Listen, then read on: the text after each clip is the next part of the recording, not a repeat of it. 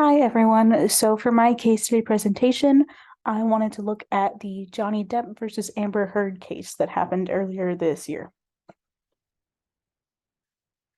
So Johnny Depp sued former wife Amber Heard over defamation, claiming that her op-ed piece that was done in 2018, where she claimed physical and emotional abuse from Depp, was false and that it had ruined his character and his career as a result.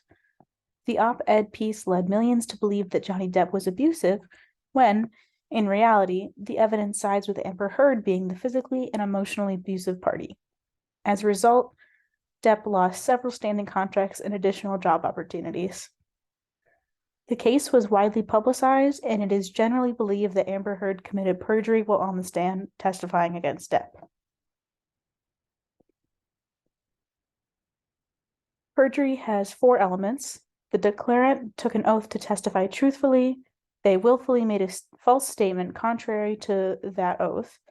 They believed the statement to be untrue, and that the statement is related to a material fact. Amber Heard made several false statements and claims while under oath, including that Johnny Depp had been the cause of several bruises, injuries, and property damage. While it's clear that their marriage was unhealthy and toxic, evidence shown in court shows that Amber Heard made up a great deal regarding the physical abuse she claims. Further evidence shown clearly sides with Depp being the victim, regardless of how frequently Amber Heard cried on stand and how her lawyers lined up to attack Depp's character throughout the whole case.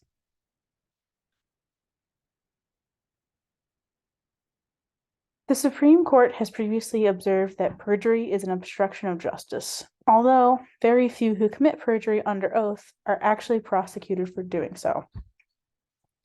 Softcore perjury is when the client may have lied under oath or may be planning to do so, but the lawyer can't be certain.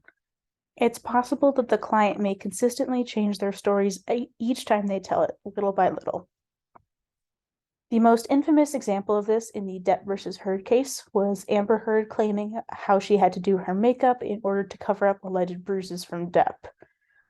Her type of makeup and brands she used changed consistently when questioned, as well as how she applied it and how legitimate it was that the makeup could have covered up mass amounts of swelling, like her claim she had at various points. Code of Professional Responsibility Disciplinary Rule 7-102B1 from 1969 provides two clauses. The main clause is when a lawyer learns that a client has perpetrated a fraud upon a person or a tribunal, the lawyer shall call upon their client to rectify the fraud. The second clause states that if a client refuses or is unable to do so, the lawyer shall reveal the fraud to the affected person.